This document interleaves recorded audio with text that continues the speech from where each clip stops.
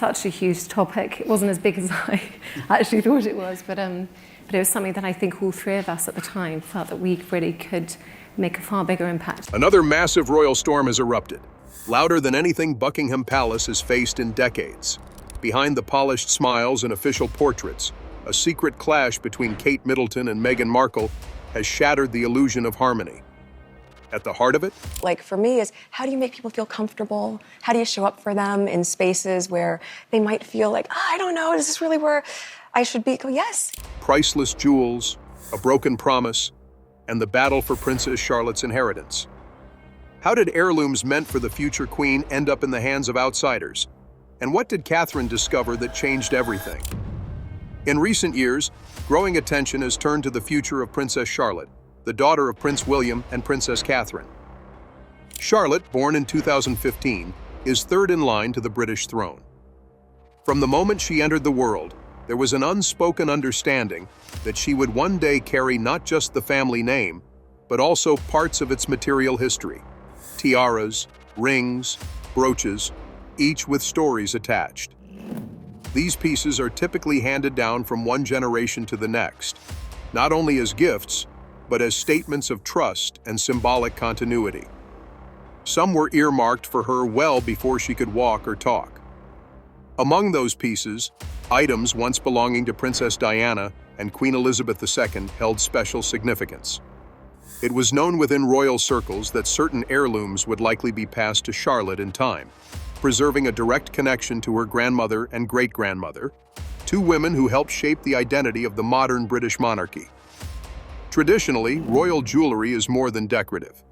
It's used to reflect rank, signal relationships, and convey unspoken messages during formal events. For instance, Princess Catherine's engagement ring, an iconic sapphire and diamond ring, originally belonged to Diana. Its use by Catherine was seen as a nod to both legacy and emotional continuity. Items like this aren't assigned randomly. They're often tied to life milestones such as weddings, anniversaries, or key royal duties. And in Charlotte's case, pieces were expected to become hers when she reached adulthood or stepped into official royal responsibilities. But not everything has gone according to plan. In the years following King Charles III's ascension to the throne in 2022, the structure of the royal family began to shift in subtle ways. Camilla, formerly the Duchess of Cornwall, took on a more prominent role as queen consort. Her new position brought not only more visibility but also more influence. While her public duties appeared consistent and composed, behind the scenes, palace watchers noted a change in dynamics.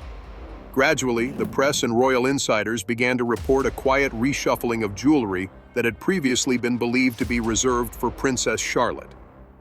At the same time, Meghan Markle, Duchess of Sussex, had already inherited or been gifted several of Diana's personal items. These included the aquamarine cocktail ring Diana famously wore, a pair of diamond butterfly earrings, and a Cartier watch. Meghan has worn these pieces during public events, often as a tribute to her late mother-in-law. Her use of the jewelry, though always respectful, sparked conversation about how heirlooms are being shared or reassigned within the royal family. Meghan's connection to these pieces isn't without context. Prince Harry, deeply protective of his mother's memory, had long made clear that keeping Diana's legacy alive was important to him. Meghan wearing Diana's jewelry was a personal gesture, a way of connecting past to present, and many found it touching.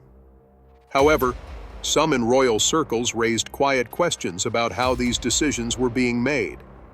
Unlike Charlotte, Meghan is not part of the line of succession, and after stepping back from royal duties in 2020, her official role in the monarchy has become more complex. Adding to the mix, reports began to emerge in early 2025, suggesting that Queen Camilla had reassigned certain heirlooms initially intended for Princess Charlotte to members of her own family, particularly her granddaughter, Lola Parker Bowles. Lola, while a close relative of Camilla, holds no royal title and is not in the line of succession. According to some royal sources, these changes were not formally discussed within the family, raising concerns about the transparency and fairness of such decisions. From the outside, it may appear like a simple matter of who gets what jewelry, But within the royal institution, it's much more than that. These are pieces with deep history, sometimes tied to coronations, state visits, weddings, or other historic events. Their placement and use help tell the story of the royal family through generations. Reassigning them without wide consultation can disrupt more than just tradition. It can shift the perception of who holds influence, and even reshape the narrative of who belongs where in the royal story. This is particularly important for Princess Charlotte, whose role as a female heir places her in a unique position. As the only daughter of the future king, she is seen by many as a bridge between the past and the future. Heirlooms given to her would not simply be jewelry. They would be pieces of history, connections to figures like Queen Elizabeth II and Princess Diana, and reminders of the values and identity of the monarchy itself. That's why the reports of items quietly moving outside the direct royal line sparked concern, not just from the public, but within royal circles as well. Some observers worried that these moves undermined years of careful planning. Others questioned whether influence and access were beginning to play a greater role than lineage or tradition. Though no official palace statement was made, the tension was noticeable. Jewelry like the Spencer tiara, famously worn by Diana on her wedding day, and Queen Mary's lover's knot tiara, another iconic piece closely associated with Diana, were among those believed to be intended for Charlotte. Seeing such items worn by non-royals or individuals outside the succession line struck many as a quiet breach of the usual royal order. Again, this wasn't about material worth, it was about legacy. The presence of Meghan Markle in this broader context adds another layer to the conversation. Her position within the royal family has long been the subject of public scrutiny and debate. While she and Prince Harry no longer represent the crown in an official capacity, they remain members of the royal family, and Diana's legacy is a deeply personal one for them. Meghan's respectful use of Diana's jewelry feels genuine and rooted in her husband's emotional ties, but it also contributes to a wider conversation about how royal possessions are distributed and what those choices mean. So far, the jewelry Meghan wears appears to have been given to her directly by Prince Harry, based on what he inherited from his mother. But questions still linger about how those decisions were made behind the scenes, and whether other heirs, like Princess Charlotte, will find the items meant for them no longer available when the time comes. As the monarchy adapts to modern pressures and evolving roles, some of these older traditions, like jewelry inheritance, come under quiet but serious examination. In earlier times, such shifts might have gone unnoticed. Today, however, with increased public scrutiny and instant global media coverage, changes, especially those involving emotionally loaded symbols like Diana's jewelry, do not go unnoticed for long. What has become clear is that the royal family is navigating a period of delicate transition. The presence of different branches of the family, some working royals, some not, and the growing awareness of symbolic representation have made even small decisions feel larger. Who wears what and why can say as much about the current state of the monarchy as official speeches or public appearances. By early 2025, subtle changes within the royal household were beginning to surface. Reports, initially whispered among palace insiders and then picked up by the press, suggested that some of the jewelry believed to be intended for Princess Charlotte had been reassigned. This wasn't a formal announcement or a public decision. Instead, these reassignments came to light gradually, through sightings of pieces that had not been seen in years, now being worn by unfamiliar figures, or through quiet discrepancies noticed in archival records. Among those paying close attention was Princess Catherine. Known for her reserved but deliberate approach to royal life, Catherine has long been viewed as a stabilizing figure within the monarchy.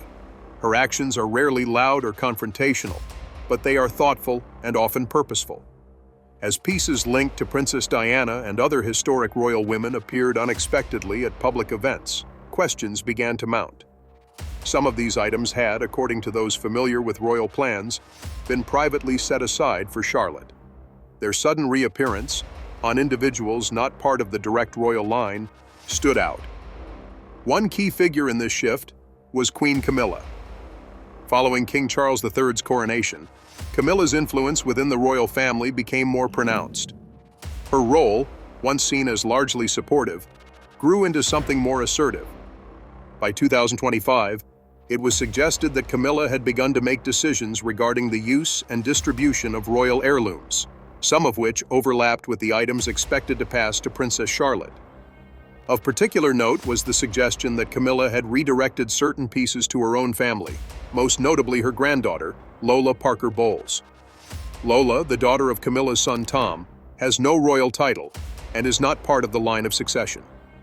Her position in the family is, by tradition, separate from the core of the monarchy. Yet she was seen wearing jewelry that, according to insiders, had once been promised to Charlotte as part of her future inheritance. This move raised immediate concerns, though few were expressed publicly. The issue wasn't just about possession, it was about meaning. Within the royal family, heirlooms are more than items of wealth. They are signals of heritage and belonging. They carry stories. When worn, they tell observers who belongs to what part of the royal structure, who represents which lineage, and whose legacy is being acknowledged and carried forward. The Spencer tiara, for example, is one of the most recognizable royal pieces in recent history. Famously worn by Diana on her wedding day, it is deeply associated with her image and her story. While it is technically part of the Spencer family's private collection, it was expected that pieces like it, or others linked to Diana's royal appearances, would be preserved for her direct descendants. Similarly, Queen Mary's lover's knot tiara, frequently worn by both Diana and later by Princess Catherine, had long been seen as part of a symbolic chain, passed from one generation of royal women to the next. These tiaras, along with several necklaces and brooches, were said to be held for Charlotte's future, marking her place as a future senior royal. The reallocation of these items, if only temporarily, felt, to some, like a disruption of this carefully maintained symbolic order. It also sparked quiet speculation about the growing divide between Queen Camilla and Princess Catherine. While the two have always maintained public cordiality, palace sources noted a shift in their dynamic. Subtle changes, missed appearances, formal exchanges in place of friendly interactions, hinted at a cooler relationship behind the scenes. Adding further complexity was the parallel narrative involving Meghan Markle. As the Duchess of Sussex, Meghan also came into possession of several pieces once owned by Princess Diana. These include a striking aquamarine ring Diana wore after her divorce, a pair of butterfly-shaped diamond earrings, and a Cartier watch Diana often wore. Meghan has worn these items on select public occasions, including during her and Prince Harry's tour of Australia, their visit to Morocco, and more recently, during a trip to South America in late 2024. While Meghan's use of Diana's jewelry has generally been seen as a tribute to her late mother-in-law, it also highlights the varied paths that different parts of the family have taken in honoring her memory. Prince Harry, Diana's younger son, reportedly received a portion of his mother's personal jewelry collection after her passing. As her widowed sons, William and Harry were each given access to key items, with an understanding that the pieces would be used thoughtfully and shared according to family milestones. However, with Prince Harry and Meghan stepping back from royal duties in 2020, questions arose about how this personal collection would be handled going forward. Meghan, although no longer an active working royal, still retains a powerful emotional link to Diana's memory. For many, seeing her wear these items is meaningful. For others, especially those within the royal household trying to maintain order and clarity in the line of succession, it adds another layer of uncertainty about how heirlooms should be used and preserved. Back in London, Princess Catherine's growing concerns prompted her to begin a quiet internal review. Without drawing attention or stirring public speculation, she consulted palace archivists and private aides who had worked closely with Diana and Queen Elizabeth. Together, they began cross-checking records, comparing photographs, and reviewing documents that outlined intended allocations. Their goal wasn't confrontation, it was clarity. Catherine wanted to know which pieces had been moved, by whom, and whether it aligned with earlier plans. What she found, according to insiders, suggested a pattern. Pieces believed to be designated for Charlotte were either absent from their usual storage or listed as temporarily reassigned. Some had been worn by members of Camilla's family at public events. Others appeared to be in use without formal documentation. What made this discovery more sensitive was the manner in which the decisions had been made. Rather than being discussed as part of a family-wide conversation or reviewed by the king's advisors, many of these reassignments had reportedly occurred quietly, with minimal consultation. Camilla, now queen, was said to have made the changes in collaboration with staff members loyal to her. Though not necessarily intended to be divisive, the effect was a sense of exclusion, especially for William and Catherine, who had assumed the pieces were being preserved for their daughter. To outsiders, the reassignment of heirlooms might not seem like a major conflict, but within the royal family, symbolism and protocol matter deeply. These items aren't simply fashion accessories. They are artifacts of institutional memory. To change who wears them is, in some ways, to change who tells the story of the monarchy. Moreover, the act of sharing or gifting such pieces without broader consultation risked undermining the careful balance of representation that the royal family works to maintain. When a tiara tied to Diana or a brooch linked to Queen Elizabeth is worn by someone outside the direct line, it can unintentionally suggest a shift in legacy, a reordering of who represents the crown's past and future. For Catherine, this situation was less about conflict with Camilla or Meghan, and more about protecting something important for her daughter. Charlotte, though still young, is growing up in the public eye. Her identity is already being shaped by expectation, history, and the stories that surround her. Catherine sees part of her role as making sure those stories remain intact, not just through words, but through the physical symbols that connect one generation to the next. As 2025 unfolded, conversations about these heirloom reassignments continued quietly behind palace walls. There were no public statements, no official apologies, and certainly no dramatic confrontations. But within royal circles, a line had been crossed. The sense of trust and informal agreement that had governed much of the inheritance planning was now being reconsidered, and for some, including William and Catherine, the need for clearer guidelines was becoming unavoidable. What had started as a few missing pieces of jewelry had turned into a deeper reflection on how legacy is managed in a modern monarchy. It raised important questions about how tradition should evolve, who holds the right to make those decisions, and how to balance personal sentiment with institutional responsibility. Rather than reacting emotionally or calling attention to the issue, Catherine chose a path consistent with how she's approached royal life, carefully, thoughtfully, and with quiet determination. She began by reaching out to trusted individuals, senior palace archivists, advisors familiar with the royal collection, and staff who had worked closely with Princess Diana and Queen Elizabeth II. Together, they began assembling a detailed picture of what had changed. Some of the discrepancies were subtle. Pieces once stored with explicit notes about being reserved for the Princess of Wales's daughter had been recategorized. Others were simply missing from their documented locations.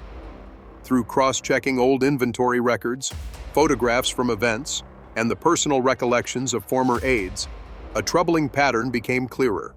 Several heirlooms believed to have been set aside for Charlotte had been quietly reassigned or loaned out under Queen Camilla's direction, without any discussion with Prince William or Catherine. Among the most significant examples was the emerald necklace once worn by Princess Diana, which had strong emotional significance for William and Catherine. The necklace had long been discussed, even in private family settings, as something that would eventually go to Charlotte. It was part of the informal understanding around preserving Diana's legacy for her direct descendants. But at some point in late 2024, that necklace was reportedly considered for gifting to Camilla's granddaughter, Lola Parker Bowles. Though the plan was never made public, word of the possibility reached Catherine, and it struck her as more than just an oversight. This wasn't about rivalry. By most accounts, Catherine didn't approach the situation as a conflict with Camilla or Meghan Markle, who also wore items from Diana's collection. Instead, she viewed it through the lens of guardianship, ensuring that what was meant for Charlotte remained intact and unchallenged. Meghan's possession of Diana's jewelry came through Prince Harry's share of their mother's personal collection, and although not without controversy, it had a personal logic to it. Camilla's decision to reassign items from the royal collection, however, carried institutional implications. These were pieces tied to the crown and to Diana's public role, not private keepsakes. Catherine's approach remained calm. She didn't issue complaints or attempt to make the matter public. Her goal wasn't to embarrass or create tension. It was to correct a drift from what she believed was right. Palace insiders say she kept her investigation limited to a small circle and focused entirely on documentation, precedent, and internal consultation. Her focus was on facts, not feelings. Over time, support for Catherine's position began to grow within the palace. Those who had stayed quiet initially, perhaps out of loyalty to Queen Camilla or fear of stirring division, started to speak up. Longtime staff members confirmed that certain heirlooms had indeed been allocated with Charlotte in mind. A few described how internal inventory systems had been changed without broader discussion. As more details emerged, it became increasingly difficult to explain the changes as simple mistakes. Prince William soon became involved as well. His reaction, much like Catherine's, was measured but personal. William has always carried a deep connection to his mother's memory, and many of the heirlooms in question were associated with her most iconic public moments. For him, these weren't just artifacts. They were physical links to a life cut short, reminders of his mother's presence in his children's lives. Seeing those items removed from Charlotte's future, even unofficially, stirred a sense of loss that went beyond protocol. Rather than escalating the matter publicly, William and Catherine chose to take their concerns through the appropriate channels. Quiet conversations were held with senior royal advisors and those responsible for managing the crown's jewelry collection. A clear and respectful request was made that the original intentions for Princess Charlotte's inheritance be restored and that any reallocation be paused unless formally agreed upon by the relevant family members. Their request was not met with resistance. While Queen Camilla had acted within her influence as queen consort, those close to the situation now acknowledged that clearer boundaries needed to be established. Camilla's actions weren't viewed as hostile or malicious, but they had created confusion and hurt. Some insiders speculated that Camilla believed she was helping her granddaughter feel included in the royal family. Others thought she simply saw the heirlooms as part of the broader royal collection under her and Charles's care. Regardless of the motive, the outcome had caused discomfort and concern, and it needed to be addressed. Gradually, changes began to take place. Internal records were reviewed and corrected. Items that had been reassigned were quietly returned to their previous status. Staff were instructed to refer back to earlier documentation when considering future use of heirlooms. These corrections were not announced publicly, but they were meaningful within the palace. The jewelry once considered part of Charlotte's future collection was reaffirmed as such. One of the most telling signs came during a public appearance by Princess Catherine at a charity event in London. Dressed elegantly but simply, she wore the emerald necklace that had once been at the center of the quiet dispute. For those who follow royal affairs closely, the necklace's reappearance was impossible to ignore. Catherine made no mention of it. There was no press release or statement, but the gesture was clear. The necklace was where it belonged, not on a different branch of the family tree, but with the daughter-in-law of Princess Diana, and by extension, in the line of succession that Charlotte would one day inherit. Observers noted the moment as one of subtle strength. Catherine hadn't made demands. She hadn't criticized anyone publicly. But she had protected what she believed mattered, through quiet persistence, strategic use of documentation, and collaboration with people who valued tradition. Her actions spoke not of control or entitlement, but of care for the past and respect for the future. Inside the palace, her leadership during this situation left a lasting impression. Staff who had worked closely with Queen Elizabeth reportedly noted similarities in temperament and approach. Like the late monarch, Catherine had responded to pressure with calm and clarity. She had worked within the system, relied on facts, and focused on the long-term well-being of the institution rather than short-term personal gain. The resolution of the heirloom situation also served as a turning point in how Catherine was viewed, not just by the public, but within the royal family. Until then, she had often been seen as supportive and gracious, but rarely as a central figure in decision-making. This episode changed that. It became clear that Catherine was not just a passive participant in royal life, but someone with a clear sense of purpose and the ability to influence outcomes without fanfare. It also reinforced the narrative that she was deeply committed to her children's legacy. Charlotte, though still young, would grow up with a clearer sense of her place in the royal story, supported by tangible links to the women who came before her. These heirlooms, once at risk of slipping away, would now be there for her, symbols of tradition, memory, and the responsibility that comes with her position. Though the events never became a formal scandal, word of the jewelry reassignment and its reversal began to circulate in royal commentary circles. Observers noted how Catherine had managed the situation with a calm professionalism that stood out in an era often defined by louder voices and sharper divisions. Without ever publicly addressing the issue, she had ensured that her daughter's future inheritance remained secure and that the integrity of royal tradition was preserved. This quiet strength began to redefine Catherine's image. She had always been respected for her poise and grace, but now she was increasingly viewed as a guardian of royal values. Her influence was subtle, but undeniable. Those within the palace began to treat her less as a supportive consort and more as a central figure in the monarchy's present and future. Her ability to resolve a delicate situation without undermining anyone, while still achieving the necessary outcome, demonstrated a new kind of leadership, rooted in consistency, patience, and respect. In the weeks that followed, Queen Camilla continued with her public duties, though there was a noticeable shift in her approach. While she maintained her engagements and fulfilled her role beside King Charles, she became less involved in areas related to royal symbols and historical items.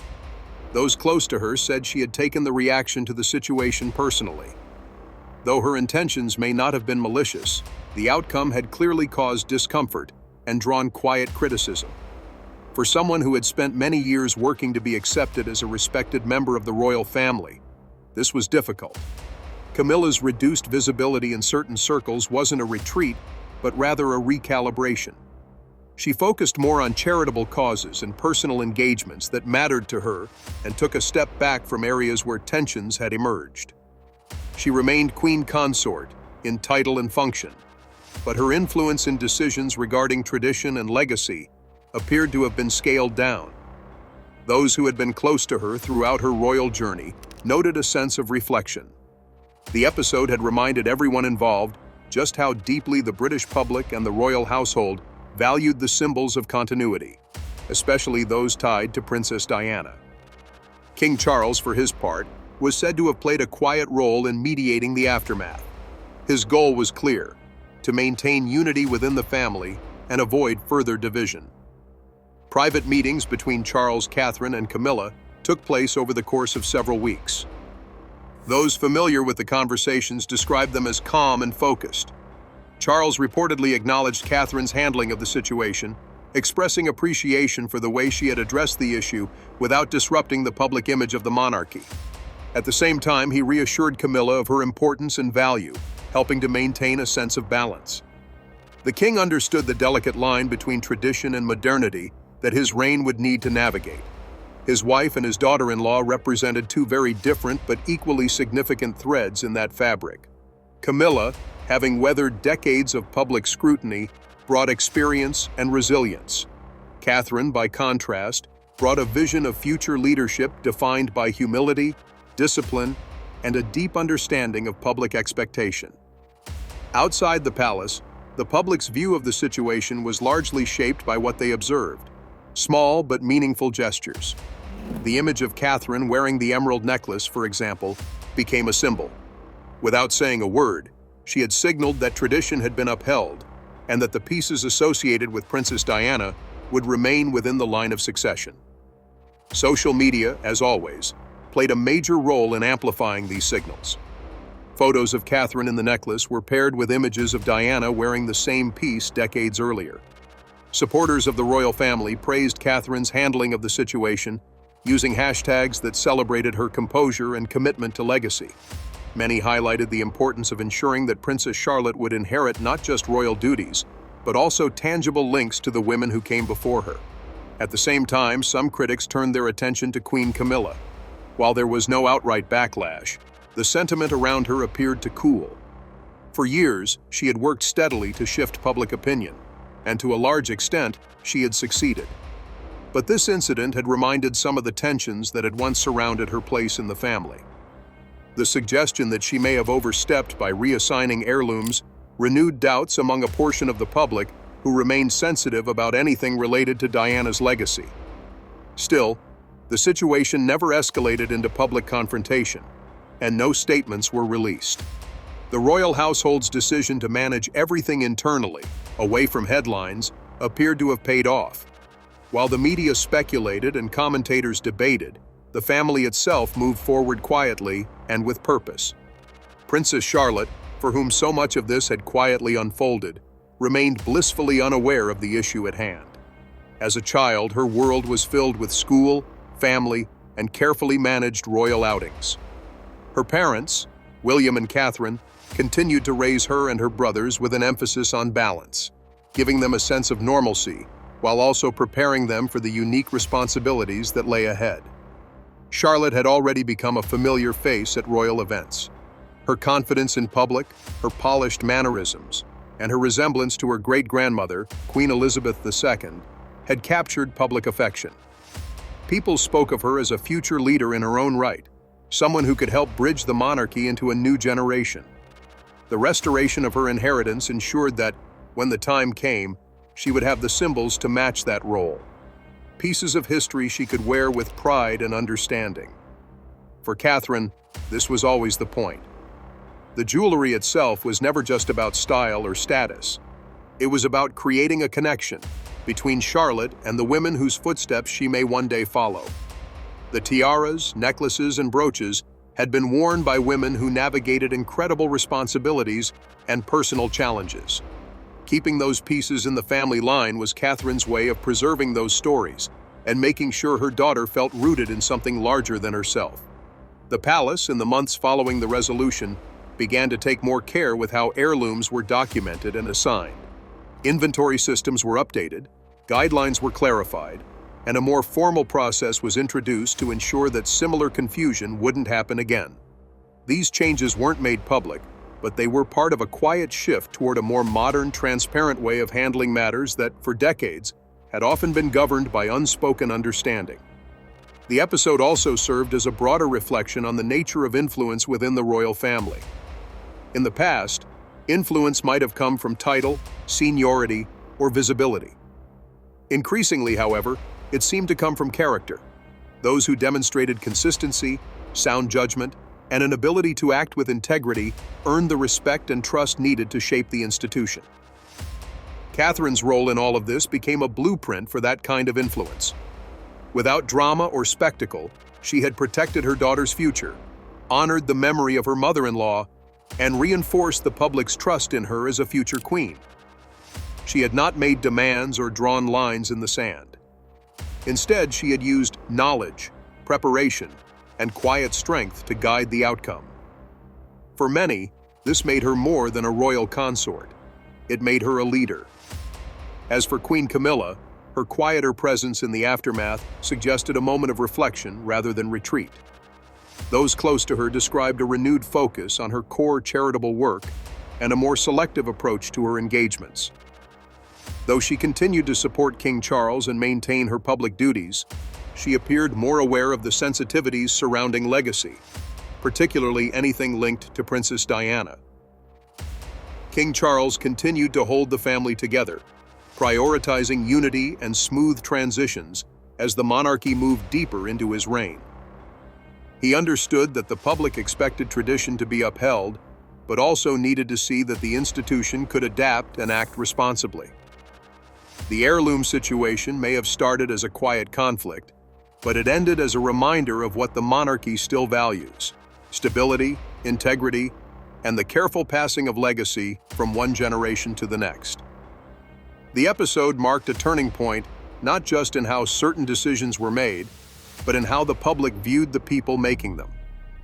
For Princess Charlotte, the resolution meant that when the time comes, she will have the heirlooms once promised to her, not just as royal accessories, but as meaningful pieces of her family's story. For Catherine, it affirmed her role not just as a wife and mother, but as a protector of the royal future.